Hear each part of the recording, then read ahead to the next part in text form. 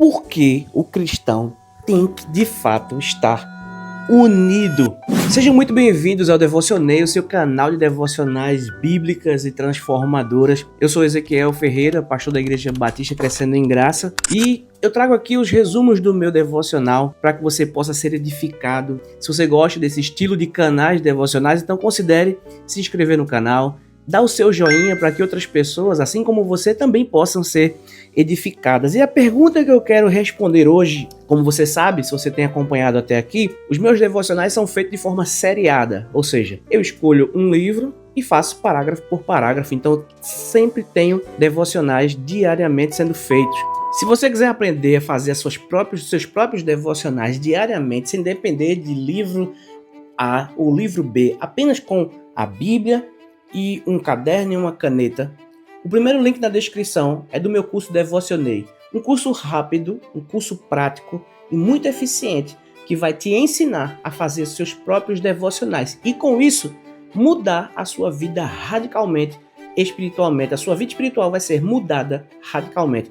Quer conhecer o Devocionei? Primeiro link na descrição. Nesse caso, eu estou estudando 1 Coríntios. Na verdade, eu já estudei o livro, a carta de 1 Coríntios, e agora eu faço os meus devocionais, parágrafo por parágrafo. E aqui nós vamos tratar hoje de um resumo do meu devocional que aconteceu no dia 30 de 10 de 2025. E a pergunta é, por que estar unido no mesmo pensar e no mesmo propósito?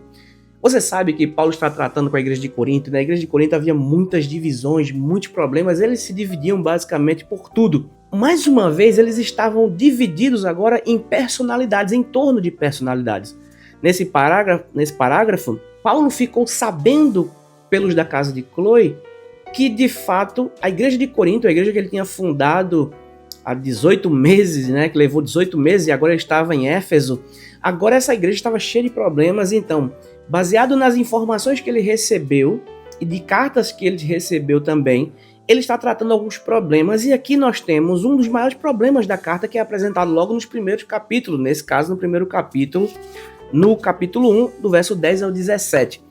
Paulo basicamente traz a importância do cristão estar unido. Não, veja, mas é a importância de termos um mesmo propósito, de estarmos unidos no mesmo pensar acerca de quem é Cristo, do que ele fez, quem são os irmãos, quem é Paulo, quem é Apolo. Ou seja, isso traz a importância. Por que devemos estar unidos no mesmo pensar? Primeiro, por que em primeiro lugar precisamos estar unidos? Porque em Cristo nós somos um povo só.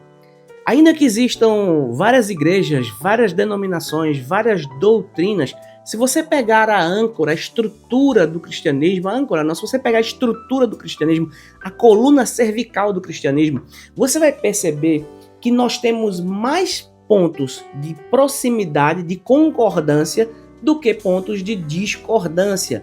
Nesse caso, Paulo está falando com os irmãos de Corinto que pelo nome do Senhor Jesus Cristo ele está pedindo, porque ele vai mostrar por que ele está pedindo isso, mas há um pedido da Bíblia, há um pedido do apóstolo Paulo, um pedido das Escrituras, para que, pelo nome do nosso Senhor Jesus Cristo, peço-lhe que todos estejam de acordo naquilo com que falam, para que evitem divisões. Nós vamos chegar lá, ou seja, porque temos que estar de acordo, não é só porque para evitar alguma coisa, mas é porque temos que estar de acordo. É como se ele estivesse dizendo que estar de acordo aqui é uma das características do cristão.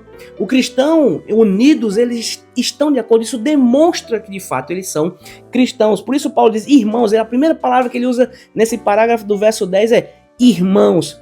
Pelo nome de nosso Senhor Jesus Cristo, peço-lhes que todos estejam de acordo naquilo que falam. Queridos, o cristão, ele tem muitas divergências entre cristãos acerca de coisas secundárias, mas sobre doutrinas primárias nós não temos divergência. Todos cremos na ressurreição dos corpos, todos cremos no batismo, todos cremos naquilo que é importante, que é primário, que não dá para deixar para lá, ou não dá para que, por exemplo, uma pessoa que não é cristã, não dá para ser cristão sem crer nisso. Ou seja, o cristianismo tem uma estrutura e temos várias divisões nessas estruturas, mas a estrutura é importante para todos os cristãos. Então todos os cristãos vão acreditar em alguns pontos bases, vamos colocar aqui como as doutrinas base do cristianismo, e nós vamos crer nisso. Agora, vai haver doutrinas secundárias que nós podemos divergir. Aqui, Paulo está apelando sobre o que eles falam, porque quando eles se dividiam entre si, dizendo, eu sou de Paulo, eu sou de Apolo, eu sou de Cefas, eles estavam dividindo-se o corpo, não tinha mais a ver com doutrina, tinha a ver com a personalidade que eles estavam basicamente cultuando. Era como o Hernandes Dias Lopes fala no seu comentário, era um culto à personalidade. E nós não temos que cultuar homens nem mulheres, nós temos que cultuar a Deus. Paulo então traz a primeira importância, que é os cristãos, de fato, eles estão unidos naquilo que de fato é importante no cristianismo. Segundo, e aqui ele dá o motivo principal, para não haver divisões. Veja que no verso 10, ele diz, pelo contrário, no mesmo verso 10, eu falei da parte A, e aqui ele fala, e que não haja divisões entre vocês. Pelo contrário, que vocês estejam unidos no mesmo modo de pensar e no mesmo propósito. Veja, queridos, ser irmão em Cristo Jesus pressupõe que nós temos o mesmo Pai, que temos a mesma filiação, né? E por isso não vale a pena se dividir em torno de pessoas, mas temos que estar unidos em Cristo, e não em pessoas, como nesse caso aqui, os líderes. E havia em Corinto uma divisão gigante. Por quê? Porque faltava a unidade no pensar e no propósito. Por isso Paulo traz a importância de fazermos isso. Veja, terceiro, por que estar unido no mesmo propósito, no mesmo pensar? Para que não haja brigas no meio da igreja. Como eles estavam divididos, você pode ler o parágrafo todo, eu não vou ler para a gente ganhar tempo, você vai perceber que eles estavam divididos, e isso é um assunto muito conhecido dentro da igreja cristã. Todos nós sabemos que a igreja de Corinto era uma igreja problemática, estava cheia de divisões, mesmo como no capítulo 1, verso 7, Paulo dizendo que eles tinham todos os dons. Para você ver que uma igreja não é conhecida apenas porque tem todos os dons, mas por, de fato, cumprir os mandamentos de Jesus. Essa tinha todos os dons e estava totalmente dividida por tudo. Se você acompanhar comigo, você vai perceber que eles estavam divididos por tudo. Dividido pelo que vão comer, dividido pelo que vão beber, dividido pela ceia. O que é, o que não é. Era um estresse, era um problema para Paulo. Por isso ele leva muito tempo para corrigir essa igreja, né? E vai corrigindo de formas muito... no capítulo 5 ele traz uma dura correção ali pelo problema duro que estava acontecendo ali. Mas veja que Paulo diz que, pelo contrário, que vocês sejam unidos no mesmo modo de pensar, no mesmo propósito. Pois, meus irmãos, ele foi informado pelos da casa de Cloe que havia brigas entre eles, ou seja, os membros da casa de Cloe informaram a Paulo que existia brigas. E quais eram essas brigas? Essas brigas por causa das divisões de cada um dizer, eu sou de um, eu sou de Paulo, eu sou de Cefas, eu sou de Apolo, e por isso estavam divididos e brigando entre eles. Estar no mesmo propósito evita essas brigas desnecessárias. Pensar e estar no mesmo propósito evita divisões. Por isso é importante estarmos no mesmo propósito, no mesmo modo de pensar, para que evitemos brigas, para que evitemos estar desunidos. Quarto, porque somos de Cristo Jesus e ele não está dividido, ele dá continuidade. Veja, refiro-me ao fato de cada um de vocês dizerem, eu sou de Paulo, eu sou de Apolo, eu sou de Cefas, eu sou de Cristo. Será que Cristo está dividido? Será que Paulo foi crucificado por vocês? Ou será que vocês foram batizados em nome de Paulo? Veja, nós somos de Cristo Jesus e ele não está dividido. É o que Paulo está dizendo. Não há uma divisão em Cristo, ele é uno, ele é completo. A igreja precisa estar unida e não dividida em torno de pessoas, de personalidades, de liderança. E é sempre interessante que quando se fala de liderança, muitas pessoas vão gostar mais de uma ou gostar mais de outro. É normal. Eu conheço pessoas que são basicamente a cópia dos seus pastores. Elas falam iguais, elas basicamente não pensam iguais, elas pregam iguais, ensinam iguais, até o gesto, né? A forma de gesticular é igual ao seu líder. E eu acho interessante porque é impossível para nós não pegarmos características daqueles que nos ensinam. Não tem problemas. O problema é quando esse homem, essa mulher, vira o nosso alvo de adoração. Nós não fomos chamados para parecermos com pessoas. Fomos chamados para parecermos com Cristo, agirmos como Cristo agiu. Por isso, Paulo está recriminando aqui o fato de eles estarem divididos. Ele diz, será que Cristo está dividido? Será que vocês foram batizados em nome de Paulo, em nome de Cefas, em nome de Apolo, ou em nome de Cristo? E veja que precisamos estar unidos porque Cristo não está dividido. A unidade pressupõe que Cristo está unido ao Pai e ao Filho. Nós precisamos estar unidos ao Filho e não estar em divisões aqui.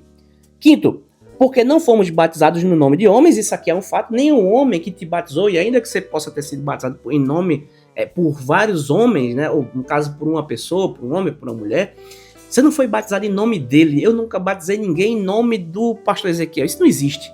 Né? Nós batizamos em nome do Pai, do Filho e do Espírito Santo, ou seja, em nome de Deus, e Deus não está dividido. Sexto e último lugar, porque Cristo nos enviou para pregar o Evangelho. Veja que Paulo termina dizendo, além destes, não me lembro de batizar algum outro. Afinal, Cristo não me enviou para batizar, mas para pregar o Evangelho, não com sabedoria de palavras, para que não se anule a cruz de Cristo. Todo cristão ele foi chamado não apenas para batizar, né, fazer discípulos, batizando, sim, sabemos disso, mas fomos em primeiro plano enviados para pregar o Evangelho, para falar das doutrinas bíblicas, para falar das Escrituras para outros, fazendo discípulos. Como é que se faz discípulo? O capítulo, se não me engano, 28 de Mateus explica, né? Você faz discípulos levando o Evangelho, batizando e ensinando. Pronto. Quando estamos divididos, aí como é que você prega para alguém de forma estando dividida? Não tem como. Porque imagine que os que são de Pedro, por exemplo, que é de Cefas, fossem pregar para os que eram de Apolo. Não ia entender. Eles não iam aceitar. Imagine também que os que são de Apolo, o ótimo orador, fossem pregar para os que são de Pedro.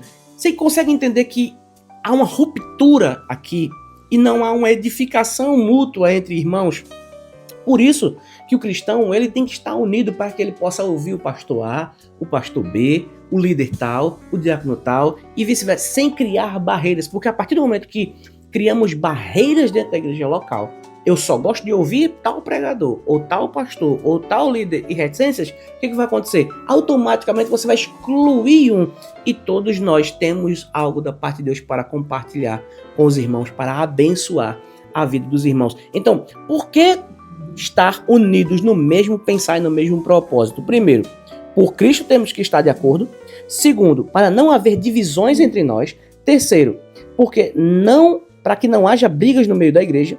Quarto, porque somos de Cristo Jesus e ele não está dividido. Quinto, porque não fomos batizados em nome de homens. E sexto e último, porque Cristo nos enviou para pregar o seu evangelho.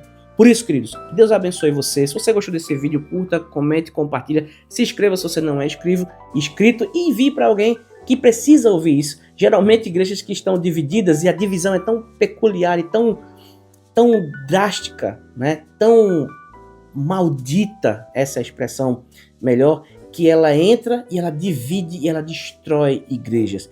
A divisão destrói igrejas. E aqui eles estavam divididos em torno de personalidades dentro da própria igreja local. Se a sua igreja local já passou por divisões como a minha já passou, você sabe o dano que essas divisões, que essas divisões em torno de pessoas causam na igreja local. Se dividem para unir outra vez só Cristo Jesus. Por isso, meus irmãos, envie esse vídeo para aquele que você quer que ouça essa palavra, para que ninguém possa estar dividido. Sabemos que podemos pensar diferente em sentidos teológicos, mas sobre Cristo temos que estar unidos na mesma essência e no mesmo propósito. Deus te abençoe em nome de Jesus.